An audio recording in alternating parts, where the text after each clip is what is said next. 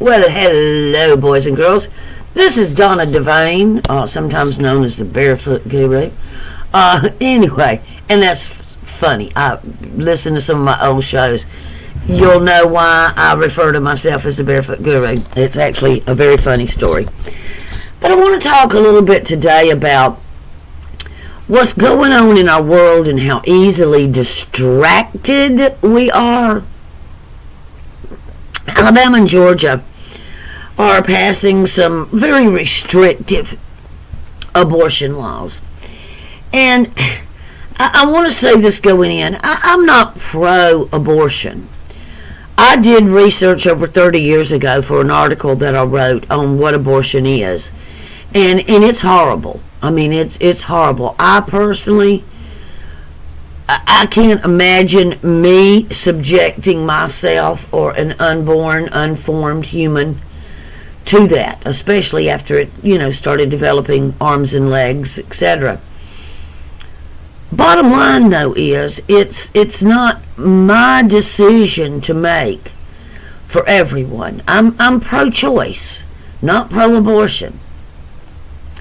I would prefer that no abortion ever be performed again unless it were strictly for medical reasons. The life of the mother was at stake, the child was not viable. But, again, that is not my choice to make. And this whole pro-life thing, I find very confusing because I hear all these people, I'm pro-life, I'm pro-life. Really what you are is anti-abortion, anti-women's choice. If you were really pro-life, you would be feeding the hungry, helping the homeless. You would be demanding that American military machine stop bombing the crap out of countries that have done absolutely nothing to us. You would demand that our servicemen and women return home for infrastructure jobs, to create businesses, to raise their children, to have Sunday dinner with their parents. That's pro-life. Most of what I see in the pro-life movement is just personal morals of, I don't believe in abortion, therefore no woman should be able to choose an abortion. It's not the same thing as pro-life. And I get that a lot of people are not going to agree with me, and that's okay. I'm used to it. I've been very outspoken my whole life, and that's for 63 years, and for the past, 15? I've been voicing my opinion online and through books and podcasts and videos. So, if you disagree with me, that's cool. I don't mind. It's not going to keep me up nights. But here's what I'm watching going on in this country, and this is what's really concerning. Everybody's getting in a tangle-dangle and getting very divisive over the abortion/women's right situation. And I get that because people are either generally on one side or the other. Bottom line is the Supreme Court's going to overrule these rulings because they're opposite of a federal law, and states can't have laws that contradict federal laws. So, it's like a moot point almost. It's just bringing up the argument one more time. But what people don't seem to be noticing, and I think this is why we keep seeing these distractions, abortions, transgender women, drag kids. It's why we keep seeing all of this. This is where all the news is being reported. And you're not being told in depth what the American military machine is up to in Venezuela. Venezuela had an election. They elected a dude for president. America didn't like him, so they decided that, he's not going to be the president. We're going to put somebody else in for president. And until, the dude steps down and this other dude gets to be president, then we're not going to let in any food. We're not going to let in any medicine. We're going to put sanctions on you. And people aren't watching what's happening in the Middle East with Iran. Sending ships, sending troops, sending threats, constant threats. Why? We've got to start questioning when something is in the mail, in the news, and that's all that's in the news, and it's on and on and on and on, like the Mueller investigation in Russiagate. For 2 years plus, that's all we heard. I don't care what media you went to, it was Russiagate, Russiagate, Russiagate, Russiagate. What was going on that Russiagate was distracting the American people from? And see, my fellow Americans, we are extremely fortunate to live in a country where bombs don't fall on us all day and all night. We are very fortunate to be Americans, but we're also very ignorant because of that good fortune. We don't pay attention to what our click government govern, to control, to master, mint, mind. And that's what we're under in this country, and we're so ignorant, so naive, if you will, that we just take our government's word for whatever they tell us, like, oh, measles are going to kill everybody. No, they're not. They're not. People have had measles as long as there's been people, and there's been the measles virus. I had the measles as a child. Most of the people my age had natural measles. We're immune to measles now. And there's a lot of research showing that if you acquire natural measles, as a woman, you pass that immunity down to your children through each daughter. It keeps being passed down. It helps to protect you against much worse infections than the measles. But people are so caught up in, oh my God, it's a measles outbreak, it's a pandemic, it's an epidemic, it's the end of the world, you're gonna die. When the truth is that it's very unlikely, you're more likely to die in a car wreck than you are from the measles.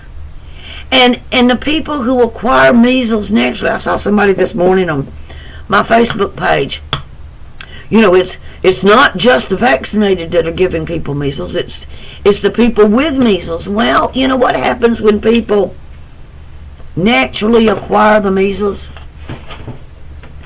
They stay home for a week to 10 days. People who go and get the vaccine, do you know what they do?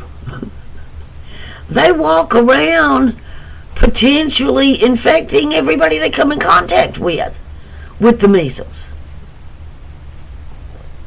But everybody's caught up on the abortion issue, the LGBT, the drag kid, and what they're not noticing is what's going on, that all of these distractions are keeping us from noticing, from paying attention to.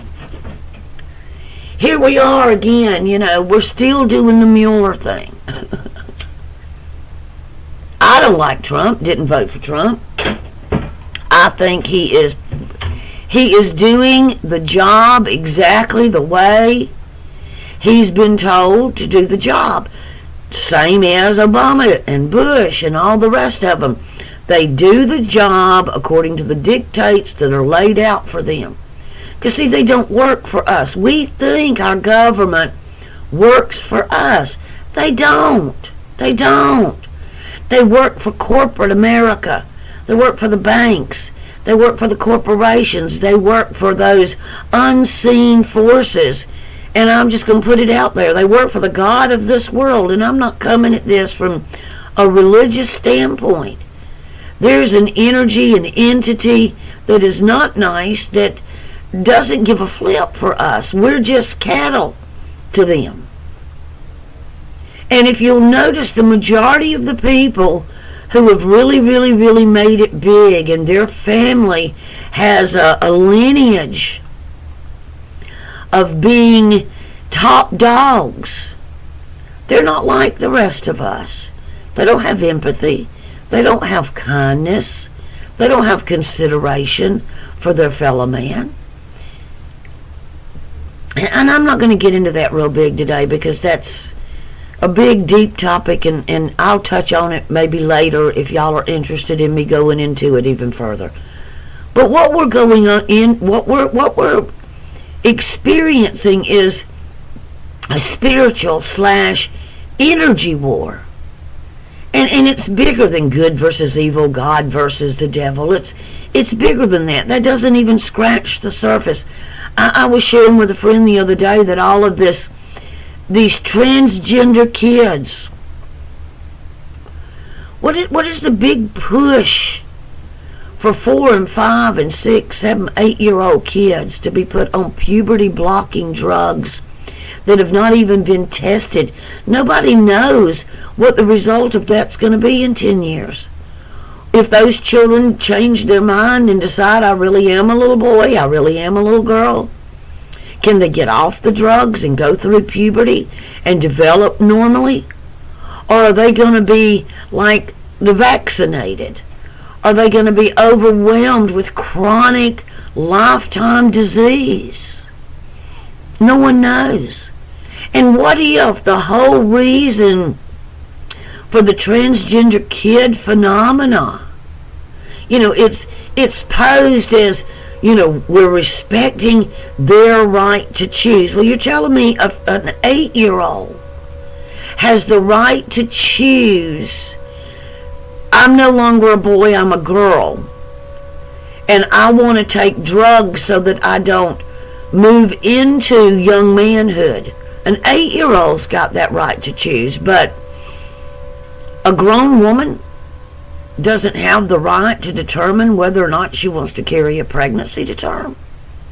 Do you see how crazy that is?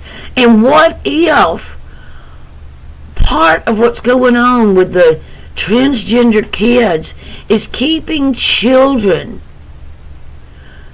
out of puberty so that it makes the pedophiles happy? Hey, I'm just saying, what if?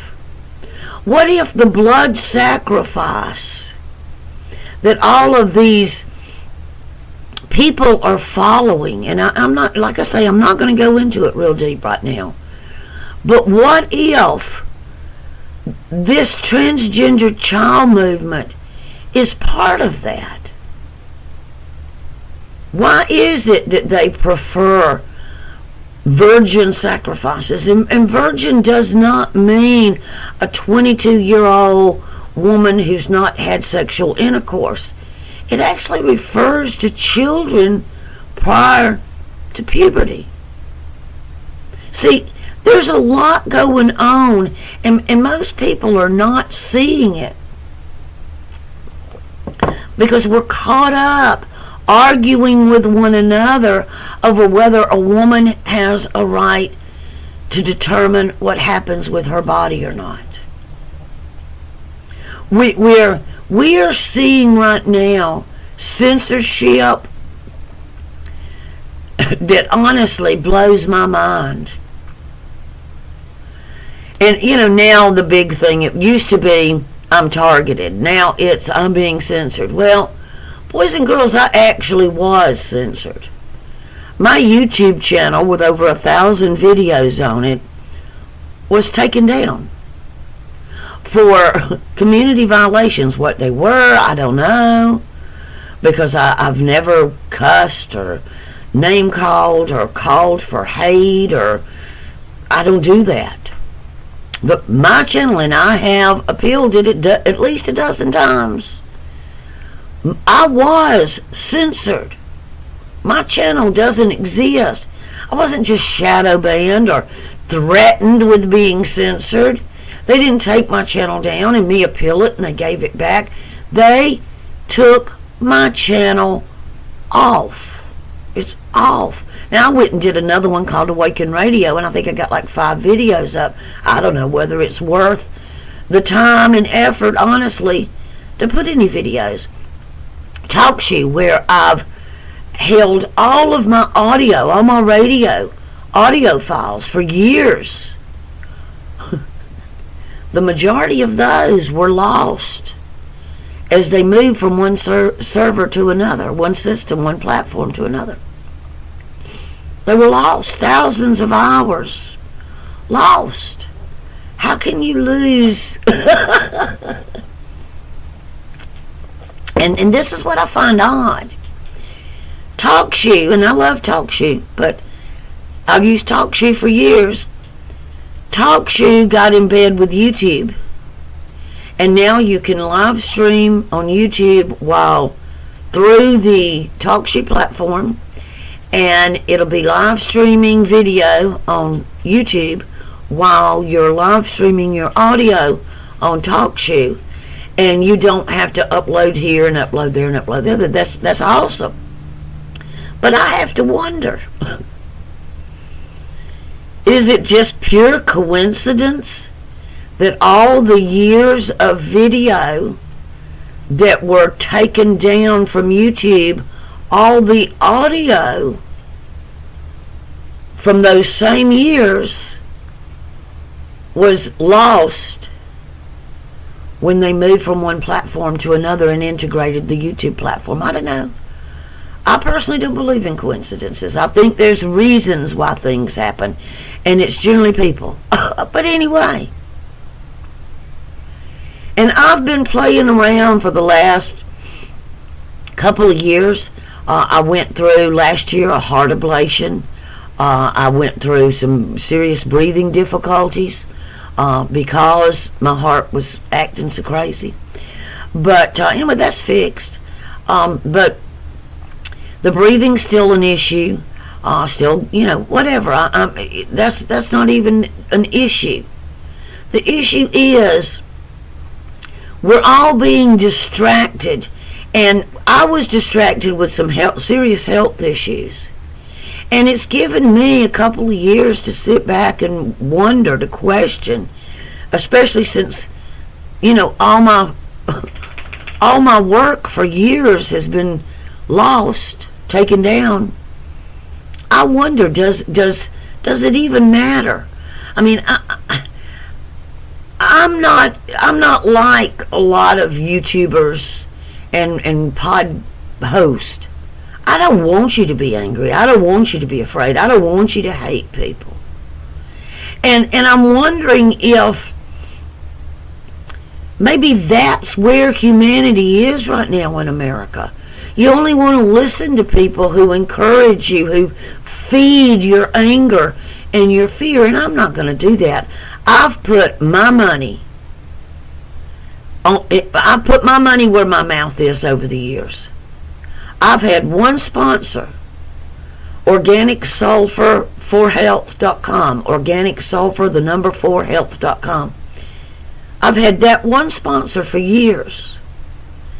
And the rest of the support for computers, for internet, for electricity, to replace computers, to do mics, to do cams, to pay for websites, to pay for broadcasting services, that's come out of my pocket. I got a donate button up on the website, awakenedradio.net. That thing is so lonely. I mean, I see where people are listening, but it's like I'm putting my money where my mouth is, and everybody else is putting their money where the anger and fear mongers are. Well, if that's what people want, number one, I'm not going to give it to you. That's not who I am. It's not how I live my life. I'm not going to feed your anger and your fear. I'm going to hold a mirror up for you and say, hey, you need to do some self-healing work. You need to deal with this crap. Because all this anger and this fear is counterproductive. You're part of the problem. And you are. And people don't like that, and I get that. But you are. You're part of the problem. You're not going to change the world by living in your primitive reptilian brain of anger and fear. All you're going to do is clutter up your life with stuff to be angry about and afraid of.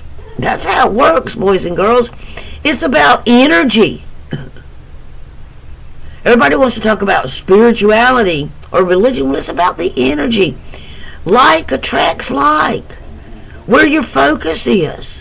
Where you say you are, who you say you are, how you say your world is, your life is. Well, boys and girls, that's why we keep getting this mess. We keep buying into what they're selling. You know, we got people more concerned over illegal aliens illegally coming into our country than we do Americans who fought in our wars and are living homeless on the street.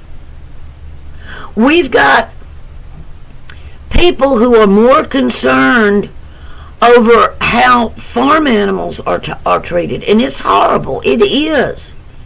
I don't understand. Well, I do understand. It's big business. You want to know why pigs and cows and chickens are treated the way they are in the food industry? It's because corporate food production has taken over, and they're about profit. They're not about the quality of the food for you. They're not about humane treatment for the animals. They're about how much money they can put in their pockets and the pockets of their investors. But we got people who care more about animals. I love animals. I have dogs and cats. I love animals. I've always loved animals. But to put animals above human beings is as bad as mistreating animals. If you're pro-life, if you love life, you don't elevate one group of life above another group of life. If you're truly pro-life, then you're pro-life. You don't indiscriminately mistreat anyone, whether it's an animal or a plant. You know, for all you vegans, animals are sentient beings, they have feelings. Well, you know what? The plants you eat do too. And there's research showing that. Scientists walk in a room with a pair of scissors, cut off a piece of the plant, go out, come back in, and they're measuring a fear response from every plant in that room because they witnessed what happened to the plant that was cut.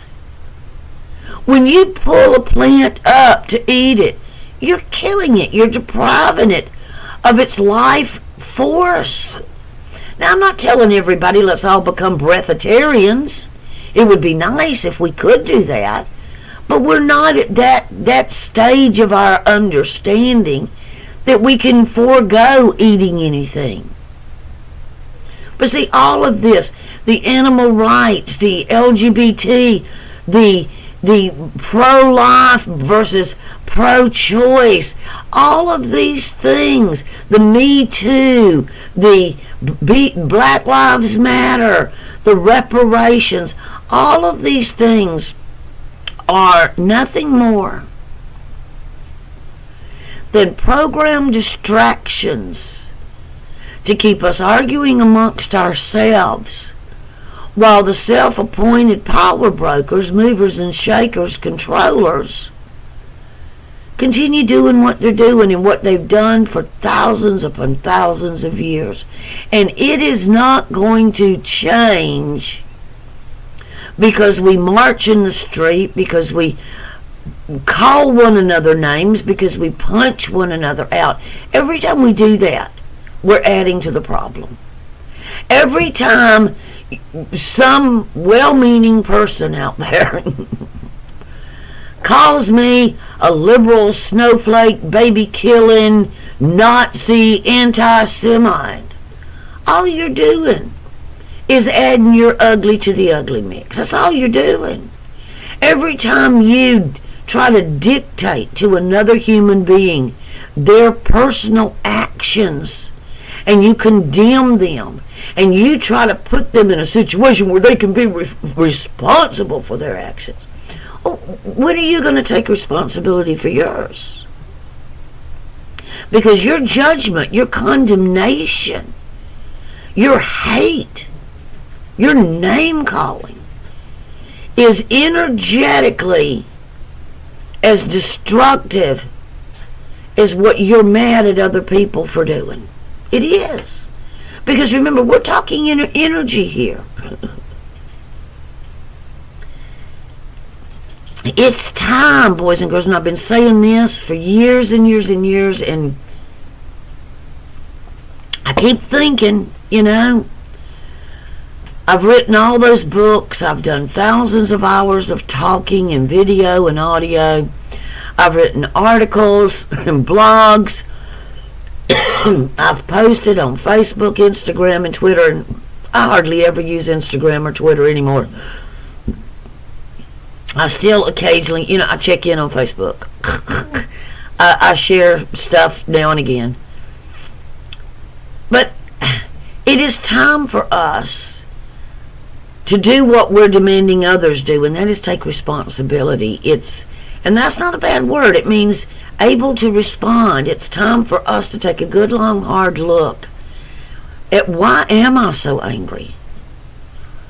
Why am I so afraid? Turn off your media. And I told someone, I don't know, a couple months ago, they were just getting angrier and angrier and angrier, and actually uglier and uglier and uglier. And I said, if you can't observe it without absorbing it, perhaps you need to turn it off and stop watching it. It's that simple. Take a break. Get off of your favorite hate, fear-mongering YouTube channels. Give it a break. Quit watching the news. Stop feeding on it. Because you're feeding your anger and you're feeding your fear. Give yourself a vacation from it until you can sit down honestly with yourself and come to terms with, why am I so angry? Why am I so afraid? Why am I against other people making personal choices, but I'm okay with the government killing people in other countries because of oil, because of natural resources, because they're terrorists? I mean, now we've got in this country laws that people are trying to pass where criticizing a particular government of a man-made small nation state is a crime, that you can be fined, you can go to jail. What? Why? What does it mean that our lawmakers want to pass legislation under threat of criminal prosecution, that if you or I legitimately criticize another country, one specific country, and you know who I'm talking about, that you can be taken down from all social media, you can be charged criminally, you can be fined, and if they get their way, you can be jailed. You need to be asking yourself, what in the world is behind that? Who could be behind that? What purpose could it possibly serve to deny Americans our freedom of speech? Not about our own government, but about another government. A tiny, little man-made nation state who is involved in horrible genocide. But it's okay, because we don't want God mad with us. And that's one of the things I'm trying not to say specific names, because I know that's what got me thrown off YouTube. So fill in the blank, boys and girls. But I get so tickled when I hear American click Christians talking about Judeo-Christianity. People, wake up. There is no such thing as Judeo-Christianity. They are in opposition with one another. Don't take my word for it. Go do some research. There is no such thing as Judeo-Christianity. There's Zionism, and you can tack Christianity on if you want to. But Zionism, Judaism, and Christianity are at odds with one another. Take my word for it. Or not. Better yet, go do your own research. Why? For me stating any part of the New Testament,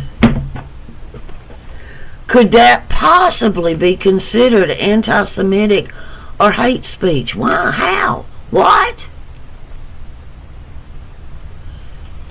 Where are we going with this? We are being led like sheep to the slaughter. And we're electing new masters. Everybody's like, I'm getting really excited about 2020 election. Why? You want to have a choice in who your new master is? It's like a bunch of slaves arguing with one another. My master's better than your master. Mine doesn't beat me but 5 times a week. Yours beats you 6.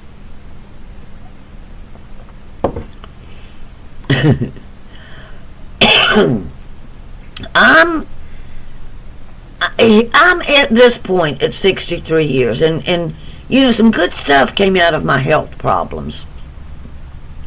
It gave me a lot of time to be able to sit down and think. I look at all the work that I've done since 1995, 1996. When I got my first computer, it was a Windows 95. And I look at all the work that I've done, all the books that I've written. And you can get my books. Look for Donna DeVane on Amazon, Barnes & Noble, Audible, iTunes. I'd love for you to go buy my books. They actually have more value now than they did when I first wrote them. It's amazing to me how inspired I was years before we got to this point to write books to help people deal with their own emotional wounds and their own issues so that they could heal, so that they could be strong, so they could be free. It's amazing to me. How to thrive in a survival mindset world. A journey back to self. How to be happy and live free. Those are just 3. And all 3 of those, I believe, are also audiobooks on Audible and iTunes, as well as print. But since 95, 96, when I actually began using ICQ. If any of you remember ICQ.